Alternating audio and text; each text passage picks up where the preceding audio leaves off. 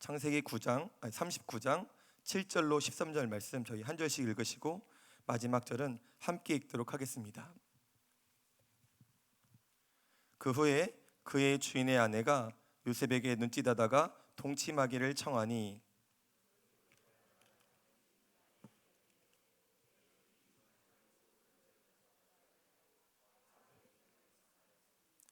이 집에는 나보다 큰 이가 없으며 주인이 아무것도 내게 금하지 아니하였어도 금한 것은 당신뿐이니 당신은 그의 아내임이라. 그런즉 내가 어찌 이 큰 악을 행하여 하나님께 죄를 지으리이까.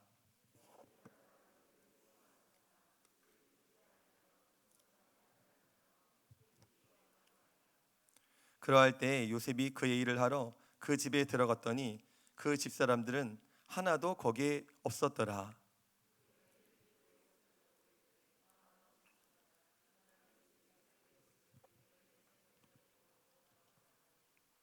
그 여인이 요셉이 그의 옷을 자기 손에 버려두고 도망하여 나감을 보고. 아멘. 오늘은 변화입니까? 변질입니까? 라는 제목으로 하나님의 말씀 전하도록 하겠습니다. 저희 성도님들과 하나님의 은혜와 또한 교육자들의 제 격려와 관심과 사랑으로 무사히 목사 안수식을 마치게 되었습니다. 기도로 또한 격려해 주신 우리 성도님들께 이 자리를 빌어서 감사의 말씀을 드리겠습니다. 이제는 서류상으로 목사도 되었고요. 또한 이제 교단에서 목사증도 자격증도 주었습니다. 주변에서 아직은 어색하긴 하지만은 목사님으로 불러주시곤 합니다. 저는 이제 목회자에 대한 환상이 있거든요. 왜냐하면 저희 집은 목회자 집안이 아니기 때문에 목사님 하면은 굉장히 거룩하고, 물론 지금 들려오는 소식들은 목회자에 대한 부정적인 소식이 많지만 그래도 저는 목사님은 그래도 참 주의 종이다, 이런 굉장한 존경심과 환상이 아직까지는 있습니다. 그런데 어제 함께 교육자들이 모인 자리에서 박봉 목사님께서 이제 안수 받았다고 기도를 해주셨습니다. 근데 그 기도 중에 일부가 아직도 가슴에 남는데, 그 기도가 뭐였냐면, 이름뿐인 목회자가 되지 말게 하시고 사역이 아니라 삶이, 겉사람이 아니라 속사람이 아름다운 종이 되게 하소서. 그 기도를 해주시는데 가슴에 나 10년 뒤에, 20년 뒤에, 30년 뒤에 이름뿐인 목회자가 되면 안 되는데, 그러한 생각을 하게 되었습니다. 그 노벨 문학상을 수상한 희극 작가였던 조지 버나드 쇼라는 사람이 자신의 묘비명에 이렇게 기록하였다고 합니다. 희극 작가니까 우물쭈물하다가 내 이럴 줄 알았다. 이 글을 보면서 우물쭈물하다가 혹시 나의 이 목회의 길이 이럴 줄 알았다가 끝나는 것 아닌가 돌아보게 되었습니다. 목회자의 길을 걸어갈 때 어느 누구도 무미건조하게 시작하는 경우는 없는 것 같습니다. 목회자의 길뿐만 아니라 성도님들의 길도 똑같겠죠. 2019년 이제 통계청 조사에 의하면은 한국 교회가 5만 개요. 또한 목회자들은 한 10만 명에 가깝다라고 합니다. 저마다 다 밤을 꼬박 세울 그러한 간증이 있지 않겠습니까? 근데 어르신 목사님들 말에 의하면은 끝까지 결말이 아름다운 목회자는 그렇게 많지 않다라고 합니다. 시작은 활활 타오르는 불이었는데 어느샌가 노년에 보면은 꺼진 불이거나 아니면 식어진 불이거나, 갈라디아서 3장 3절처럼 성령으로 시작하였다가 육체로 마치거나, 아니면 나답과 아비후처럼 거룩한 불이 아니라 다른 불을 드리는 경우도 많이 있는 것 같습니다. 왜 그럴까? 왜 이렇게 목회자들 중에 다름이 아니라 제가 이 길을 걸어가야 되기에 왜 그렇게 끝이 안 좋은 분들이 있을까? 성도님들도 마찬가지 아니겠습니까? 끝이 좋은 분들도 많이 있겠지만 그 중에는 끝이 좋지 않은, 결말이 좋지 않은 성도님들도 간혹 덜어 있습니다. 부부관계도 보면은 끝이 좋지 않은 그러한 부부관계가 있지 않습니까? 그래서 왜 그럴까 가만 생각해봤습니다. 마지막에 노년에 들어서, 말년에 들어서 잘못했던 것일까? 아니면은 시작부터 잘못되었던 것일까? 근데 시작부터 잘못되었다면은 종의 길로 들어서지도 못했고 아마 타락할 만큼 그렇게 사람들의 인정과 칭찬을 받지도 못했을 것입니다. 아마 시작은 잘했는데 중간에 어디선가 놓치고 떨어뜨리고 미끄러지지 않았나, 좁은 문에는 들어섰으나 좁은 길에서 뭔가 벗어나지 않았나 하는 생각을 해보게 되었습니다. 그래서 성경은 이를 가리켜 이제 변질이라고 합니다. 변질. 처음과 다른 길을 걸어가고 있는 것을 변질이라고 하는데, 그래서 처음과 다른 길을 걸어가고 있다, 그 성도를 우린 변질된 성도라고 하고, 처음과 다른 부부관계를 맺고 있다, 그러면은 변질된 부부라고 할 수 있습니다. 변질의 사전적인 뜻을 보니까 성질이 달라졌다입니다. 그래서 안 좋은 쪽으로 성질이 달라지는 걸 변질이라고 하는 반면, 좋은 쪽으로 성질이 달라진 것을 이제 변화라고 합니다. 어느 분이 이제 변화와 변질에 대해서 부부관계에 빗대어서 이 변화와 변질을 설명했는데 참 공감이 가더라고요. 변화란 무엇인가? 이 변화란 무엇인가 하면은 사자같이 사나웠던 남자가 사랑스러운 남자로 바뀌는 것이 변화라고 합니다. 얼굴이 늘상 화가 나 있던 남자가 이제는 얼굴이 미소가 표정이 환한 남자로 바뀌는 것이 변화랍니다.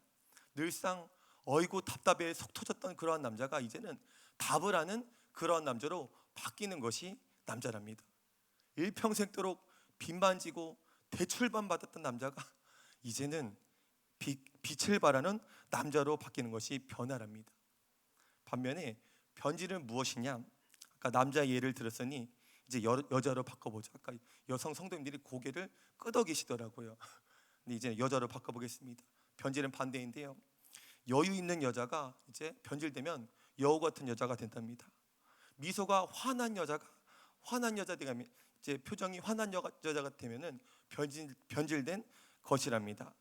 마음이 따뜻했던 여성이 밤낮 따지고 드는 여자로 변하면은 이제 변질된 것입니다. 답을 알았던 여자가 답답한 여자로 변한다면은 이것은 변질된 것이랍니다. 남녀 관계뿐만 아니라 부부 관계뿐만 아니라 성도들에게도 변질되었을 때 나타나는 현상이 있는 것 같습니다. 우리가 변화의 길을 갈 때는 교회에 오실 때 어떠신가요? 십자가만 보이죠. 은혜스러운 것만 보입니다. 십자가만 보여서 십자가만 보이는 게 아니라 보이는 좋고 나쁜 것이 모든 것이 다 은혜로 작용합니다. 목사님의 설교를 들으면은 하나님의 음성처럼 들립니다. 어떻게 내 상황과 형편과 처지를 알고 내게 꼭 맞는 말씀을 주실까? 그렇게 받아들여지고요. 교인들의 허물이 보여지면은 내가 참아줘야지, 내가 가려줘야지. 간혹 성도님들끼리 약속을 해도요, 혹은 속장님들과 약속을 해도 약속 시간에 늦었습니다. 그러면은 우리 속장님은 약속 시간에 늦기도 하고 참 인간적이네. 약속 시간에 늦어도요 인간적으로 보이는 거예요. 누가 나한테 상처를 줘도 예수님께서도 고난을 당하셨고 고통을 당하셨지, 그래서 다 합력하여 선을 이루시는 하나님의 손길이구나 라고 여겨집니다. 반면 변화가 아니라 변질의 길을 걸어갈 때는 어떻습니까? 목사님의 설교를 들으면요 내 이야기처럼 들려지지 않습니다. 이거는 지금 집에서 퍼즐로 자고 있는 내 남편이 들어야 돼, 내 자식이 들어야 되는데, 이거는 분명 저기 김 집사님한테 하는 얘기일 거야. 하나님의 말씀을 듣는 족족 내게 적용하는 것이 아니라 다른 사람에게 적용합니다. 그리고 교인들의 허물이 보이면은 이전에는 은혜를 전하고 복음을 전했던 복음의 나팔수에서 이제는 허물을 전파하는 허물의 나팔수가 됩니다. 만나는 사람마다 다 자기예요. 자기야 그거 알아? 저희가 말이야 저랬대. 그러면서 만나는 이들마다 어둠의 통로의 역할을 하게 됩니다. 과거에는 변화의 길을 걸어갔을 때는 그럴 수도 있지 하며 넘어갔던 것들이 어떻게 그럴 수가 있냐며, 목사님이 어떻게 그럴 수가 있냐며, 교회가 어떻게 그럴 수가 있냐며, 이제 하고 싶은 말은 해야겠다고, 할 말은 해야겠다고, 내가 교회를 위해서 총대를 매겠다고 들고 일어나는 분들이 우리 교회는 없을 겁니다. 일부에 없겠죠, 그죠? 2, 3부에도 없을 겁니다. 어쨌든 우리는 늘 변화하거나 변질되거나 둘 중 하나의 길을 걸어가고 있습니다. 아닌데요, 나는 변화도 아니고 변질도 아니고 둘 사이의 중간의 길을 걸어가고 있는데요, 제자리 걸음이에요. 아닙니다. 변화되고 있지 않으면 우리가 변질되고 있는 것입니다. 우리가 아무리 적극적으로 노력해도 변화는 될까 말까입니다. 공든탑이 무너지랴 라는 속담도 있지만은 공든탑이 무너지나요, 안 무너지나요? 너무나 자주 무너집니다. 변질은 반대로 너무 쉽게 일어납니다. 변질되기 위해서 특별히 노력할 건 없습니다. 그냥 가만히만 있으면 됩니다. 가만히만 있어도요, 우리는 변질되고 있습니다. 그래서 성경은 변화의 이야기로 물론 가득합니다. 하지만 반대로 변질의 이야기도 많이 기록되어 있습니다. 우리가 잘 알고 있는 솔로몬 왕 있지 않습니까? 솔로몬 왕의 시작은 우리가 알고 있듯이 1000번제를 드려서 하나님 앞에 거룩한 시작을 하였습니다. 백성들로부터 지금 나 이제 솔로몬 왕이 1000번제를 드릴 테니까 소와 양과 염소를 거둬서 1000번제를 드린 게 아닙니다. 자기 소유 중에, 자기의 재물 중에 1000번제를 하나님께 기꺼이 자원하는 마음으로 시키지도 않았는데 드렸습니다. 또한 솔로몬은 인본주의적인 방법이 아니죠. 인본주의적인 사람의 지혜가 아니라 하나님의 지혜를 받았습니다. 우리도 뭐 사업을 시작하거나 아니면 이사를 하거나 할 때 보면은 목사님 모시고 신방 예배나 개업 예배 드리지 않습니까? 우리와는 비교도 못할 정도로 솔로몬은 거룩한 헌신, 거룩한 시작을 하나님 앞에 올려드렸습니다.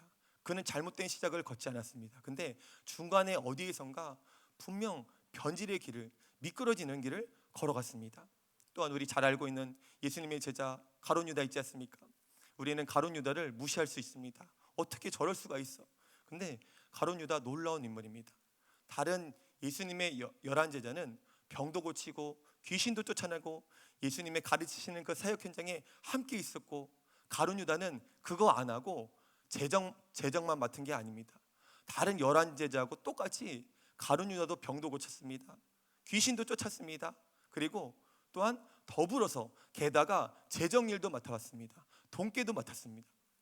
저희 만약 담임 목사님께서 제게 목사님은 이제 교구도 감당하시고 재정적인 것도 회계도 감당하시고, 그럼 저는 못할 거예요. 그렇게 어마어마한 일을 저는 못합니다. 근데 가룟 유다는 병 고치는 사역, 귀신 쫓는 사역, 모든 사역에 다 함께 하면서도 또한 돈깨도 맡았습니다. 얼마나 탁월한 자입니까? 게다가 예나 지금이나 돈과 관련된 일은요, 가족이 아니면 안 맡깁니다. 친척이 아니면은 돈깨를 맡기지 않아요. 그런 면에서 성경에 기록하지 않았지만 가룟 유다는 예수님께서 처음에 아마 신뢰하지 않았을까, 철저한 신뢰하지 않았을까 하는 인물이었습니다. 하지만 어느샌가 그 중간에 있어서 가룟 유다는 예수님보다 돈을 택하게 되었고요, 결국 예수님을 버리게 되었습니다.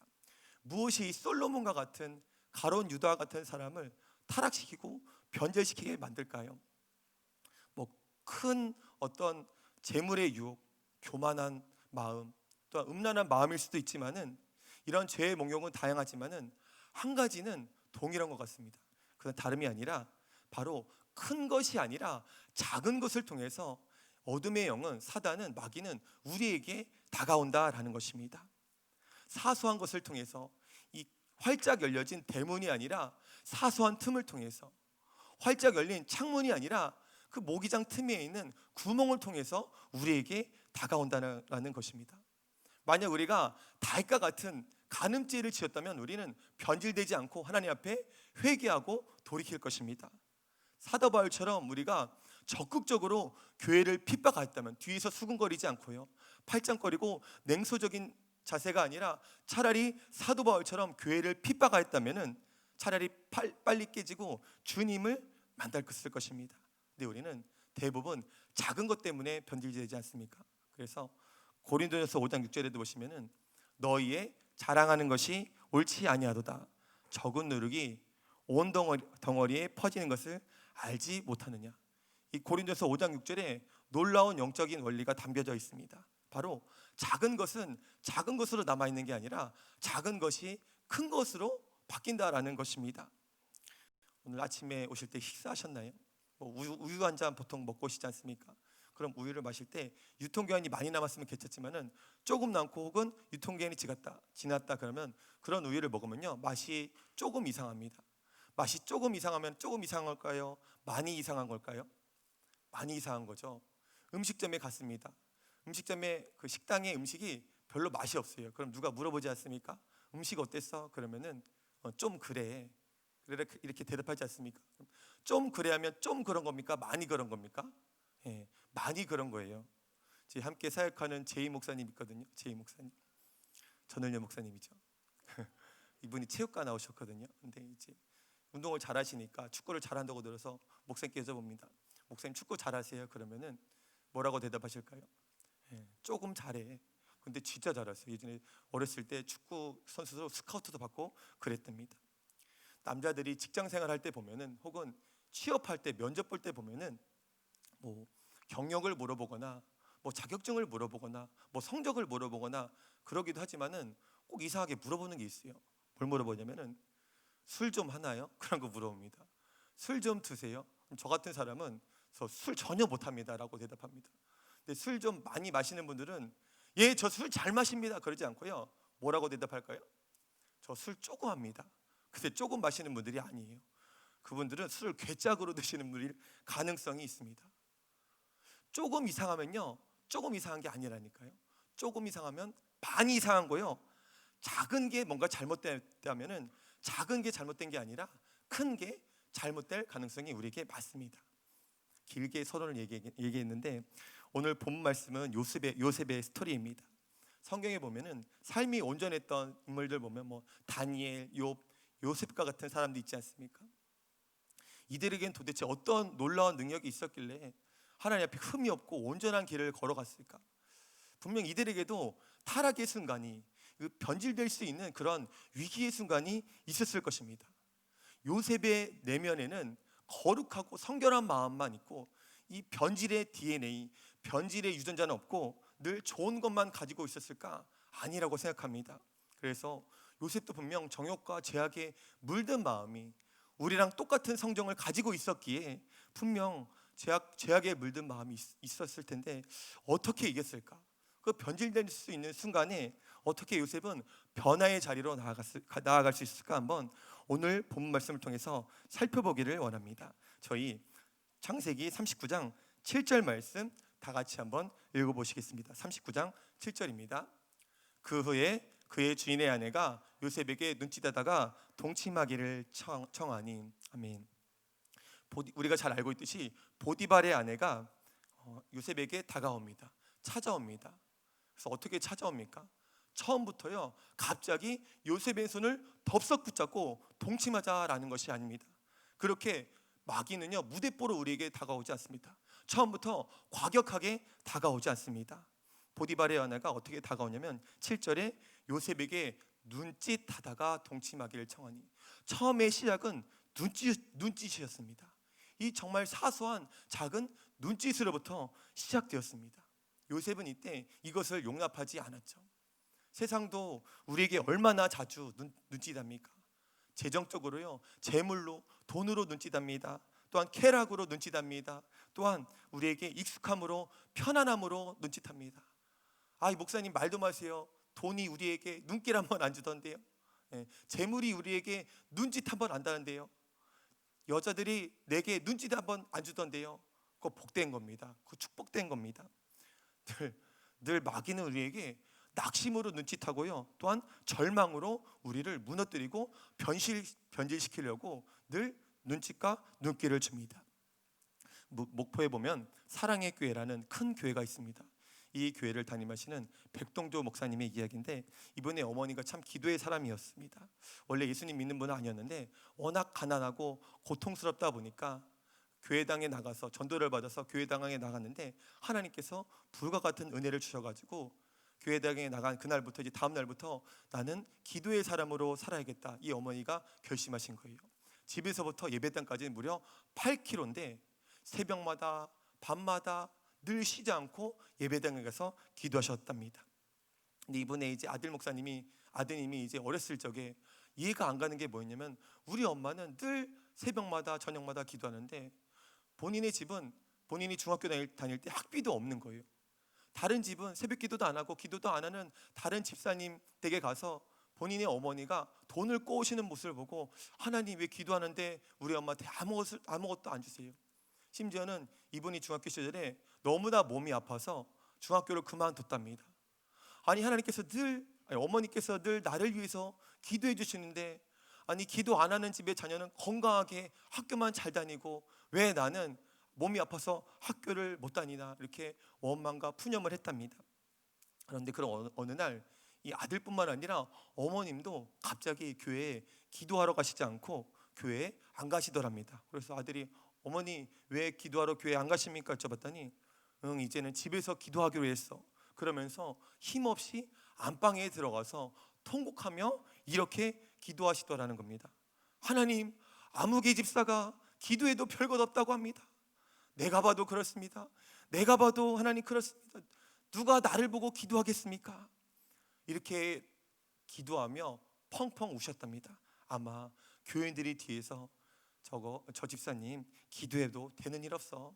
꼭 기도하는 게 중요한 게 아니야 라고 쑥덕거리는 그 소리를 들으셨나 봅니다.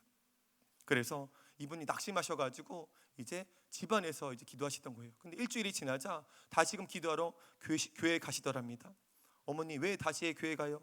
그랬더니 어머니께서 집에서는 기도가 잘 안 돼. 교회 가서 기도해야겠어. 근데 이제 이 어머니께서 일평생토록 성전에서 늘 기도하셨는데 이 백동조 목사님이 보기에는 응답된 기도가 거의 없대요. 그 당시에는. 근데 지나고 보니까 지금에 와서 보니까 본인이 이렇게 목회할 수 있었던 것은 어머니의 기도였다라고 하는 고백을 들은 적이 있습니다. 마귀 사단은요 기도하는 사람에게도 늘 눈짓합니다. 늘 눈길을 주면서 우리를 넘어뜨리려고 합니다. 근데 그 눈짓이 한 번이 아닙니다. 10절에 보시면은 우리 다 같이 10절 말씀 읽어보겠습니다. 여인이 날마다 요셉에게 청하였으나 요셉이 듣지 아니하여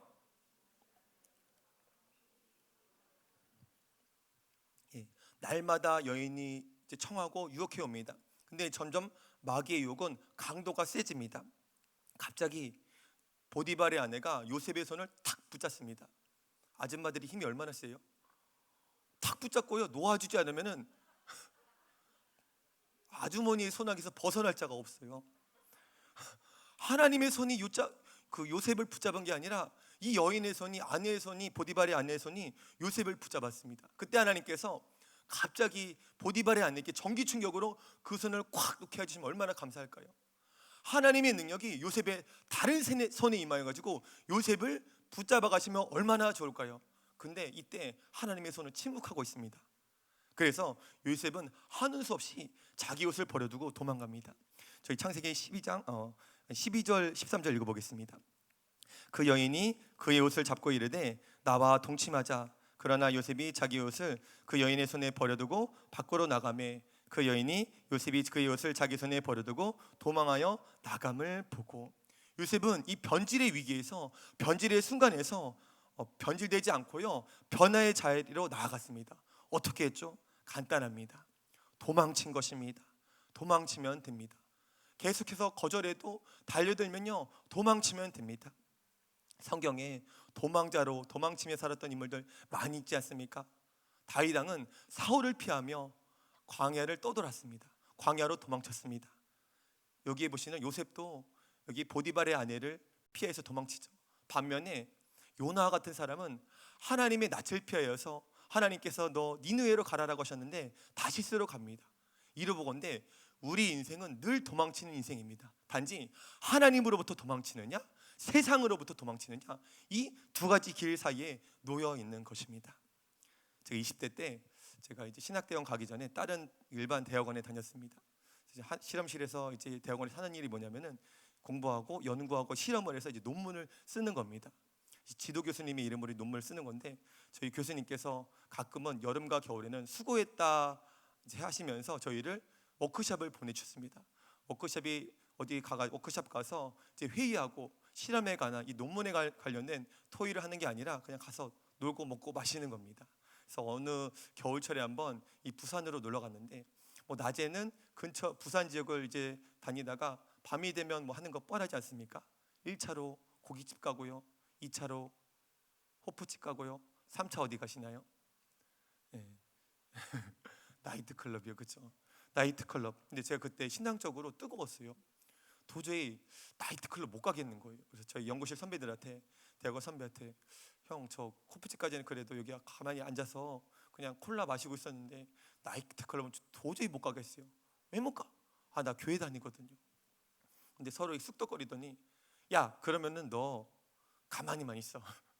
거기 나이트클럽 안에 들어와가지고 가만히만 있어. 너한테 뭐 흔들고 앞에 나와서 춤추란 거 아니야. 그냥 가만히 너 콜라 마시면서 우리의 이 불타는 금요일 분위기를 깨지 말고 가만히만 있어. 그러는 거예요. 그렇기도 했는데 또 그러면 안 될 것 같아요. 거기 가면은 또 내 마음이 또 내 눈이 더럽혀질 것 같아요. 근데 또 서로 쑥덕쑥덕 거리더라고요. 저 연구실에 한 명 여자아이가 있었는데 저랑 같은 나이의 여학생이 있었는데 그 여자애가 저한테 찾아오면서 혹연아 너도 알잖아 나 교회 다니는 거 그러면서 근데 나이트클럽 그렇게 나쁜 곳 아니야. 그래 가만히만 있으면 나도 가만히 있을 거야. 나도 거기서 춤추지 않고 가만히만 콜라만 마시고 있을 테니까 같이 가자라고 이제 저를 회유하는 거예요. 근데 이렇게 세 번째 다가오니까 솔직히 한번 가보고 싶더라고요. 왜냐면은 그런 게 있지 않습니까? 막 재밌고 뜨겁고 하니까 한번 하나님에 대한 열망도 있지만은 이 세상적으로도 젊었을 때는 뭐 지금도 젊지만요 궁금한 게 있습니다. 그 제가 가려고 하는 건가요? 옆에서 저를 푸른 초장과 실만한 물가가 아니라 그죠? 나이트클럽으로 저를 이끌어 주니까 나이트클럽으로 저를 인도하려고 하니까 저는 마지못해 그걸 어쩔 수 없지. 못 이기는 척 그래 내가 이 분위기를 깰 수 없으니까 한번 가볼까 하는 생각이 들었습니다. 근데 가만 생각해 보니까 여기 갔다 와서는 괜찮은데 내가 주일날 분명히 교회 가가지고 하나님 앞에 어떻게 할까? 하나님 잘못했습니다. 주일날 예배 가가지고 하나님 잘못했습니다. 용서해 주세요. 근데 이 양심에 걸리는 거예요. 몰랐으면 괜찮은데 뻔히 아는 걸 어떻게 이렇게 하겠어요? 그래서 아이 나 도저히 안 되겠어요. 그러면서 그냥 애따 모르겠다 하고 숙소로 도망갔습니다. 물론 제 손을 누가 확 붙잡았냐? 붙잡지는 않았습니다. 그냥 숙소로 도망갔습니다.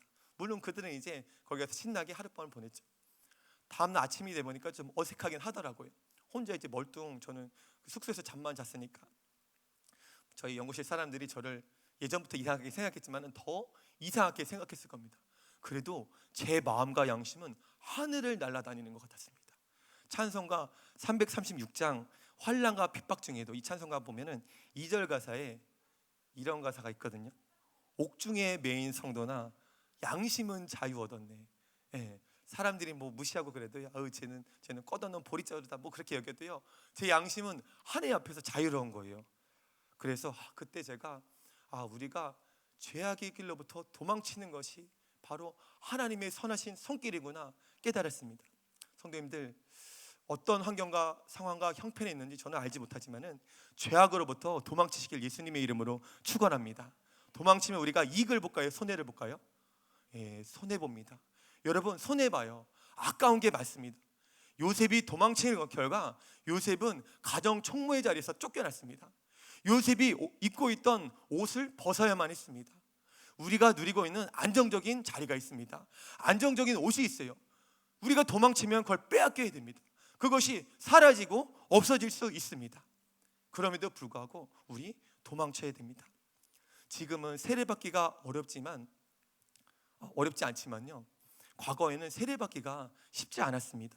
초대교회는 세례받는다는 그 자체가 공동체로부터 이제 핍박당할 뿐만 아니라 이제는 쫓겨나는 그러한 수모와 핍박을 당했습니다. 청교도 시대에도 세례를 받으려 치면은 굉장히 많은 헌신과 거룩한 결단이 요구되었습니다. 청교도 때 일화인데요. 어느 자매님이 세례받기 전에 이제 입교 문답 하지 않습니까? 그 교육 시간에 나이든 장로님 함께 나아가가지고 문답을 받았습니다. 장로님이 질문을 했죠. 자매님은 예수님을 믿기 전에 자신의 죄인이었음을 인정합니까? 어렵지 않으니까 이 자매는 예라고 크게 대답했습니다. 다시 장로님이 그러면 지금 예수님을 믿은 뒤에는 자신을 어떻게 느끼고 있습니까? 수줍은 표정으로 이 자매님은 지금은 전보다 제가 더 큰 죄인으로 느끼고 있습니다. 마지막으로 장로님이 다시 물었습니다. 그러면 예수님을 믿기 전과 예수님을 믿은 뒤에 달라진 것이 무엇입니까? 이때 자매님은 장로님을 보면서 답했습니다. 전에는 제가 죄를 향해 달려가는 죄인이었는데 지금은 죄로부터 도망치고 있는 죄인입니다 라고 장로님께 고백하였답니다. 성도님들, 죄악이 우리에게 시시각각으로 덮쳐오고 다가오고 있지 않습니까? 도망치면 우리가 더 좋은 삶 놓칠 수밖에 없습니다. 더 풍요로운 삶은 우리에게 멀어질 수밖에 없습니다. 근데 아십니까? 도망치는 만큼 우리는 천국과 가까이 가게 될 것입니다. 여러분, 천국을 소유하려면 우리가 도망쳐야 됩니다. 우리 주변에 험담을 일삼는 사람 있으면 여러분, 그 사람으로부터 도망치십시오.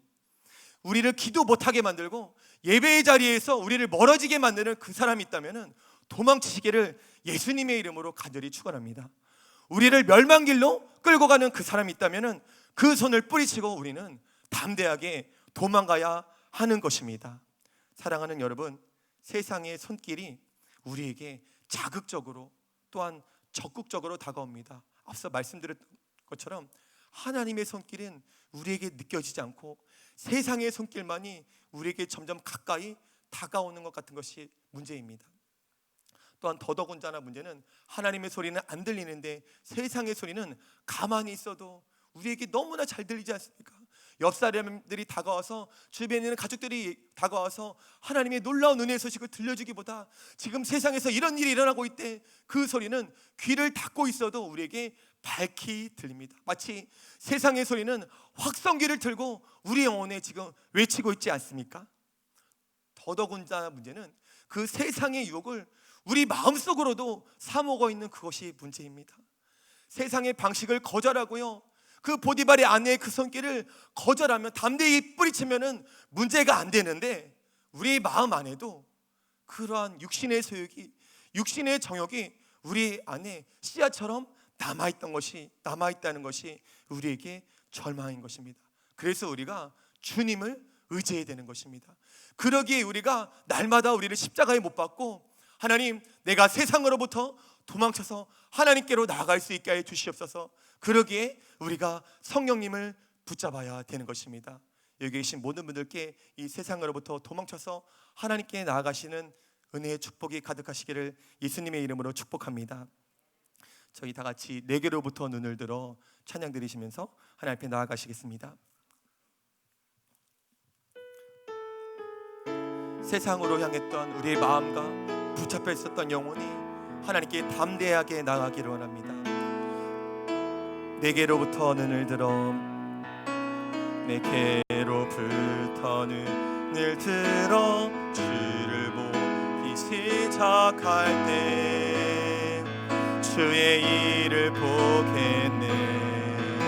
내 작은 마음 돌이키사 하늘에 꿈꾸게 하네. 주님을 볼 때 모든 시선을 주님께 드리고, 살아계신 하나님을 느낄 때 내 삶은 주의 역사가 되고 하나님이 일하기 시작. 우리 다시 한번 찬양드리겠습니다. 내게로부터 눈을 들어, 내게로부터 눈을 들어 주를 보기 시작할 때 주의 일을 보겠네. 내 작은 마음 돌이키사 하늘에 꿈꾸게 하네. 주님을 볼 때 모든 시선을 주님께 드리고, 살아계신 하나님을 느낄 때 내 삶은 주의 역사가 되고 하나님이 일하기 시작. 모든 시선을 주님께, 모든 시선을 주님께 드리고,